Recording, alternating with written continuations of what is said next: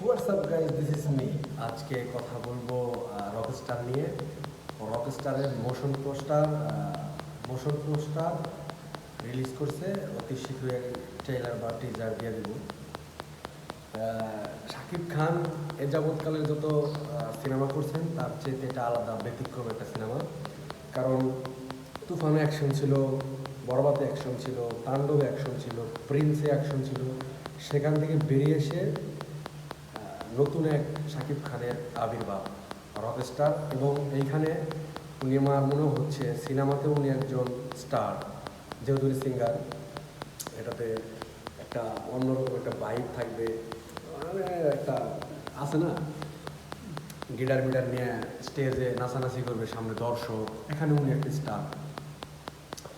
তো প্রিন্সে যতটা ঘাটতি ছিল এবং অনেক আলোচনা সমালোচনা হয়েছে প্রিন্স নিয়ে, আশা করি রকস্টার দিয়ে বা একটা মাইল ফলক তৈরি হবে শাকিব খানের ক্যারিয়ারে।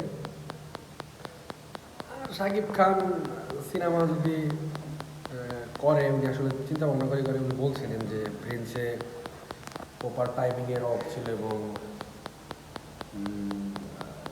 টেকনিক্যাল ইস্যু প্রবলেম ছিল। এই কারণে হয়তো বা পুরো সিনেমাটা আপনাদেরকে মানে উপহার দিতে পারিনি। এটা অনেক বিগ স্কেলের ছিল, কিন্তু টাইমের কারণে, টেকনিক্যাল ইস্যুর কারণে সিনেমাটা সব কিছু ডাউন হয়ে গেছে। উনি এটা নিজেই স্বীকার করেছেন।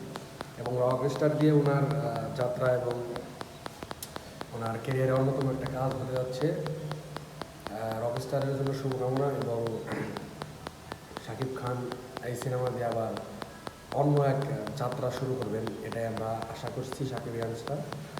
এবং আপনাদের কাছে রকস্টারের মোশন পোস্টার কেমন লাগছে অবশ্যই কমেন্ট করে জানিয়ে দেবেন, যারা শাকিব খানের ভক্ত আছেন। আর রকস্টারের মোশন পোস্টারটা কিন্তু ব্যতিক্রম, একটা কার্টুন সিস্টেমের মতো করে করছে। মানে এরকমভাবে মোশন পোস্টার গান কিন্তু কেউ বাংলাদেশে করে নাই, অন্য দেশে হয়েছে। তো শুভকামনা রকস্টারের জন্য। সবাই কমেন্ট করে জানিয়ে দেবেন রকস্টারের মোশন পোস্টার আপনাদের কাছে কেমন লাগছে।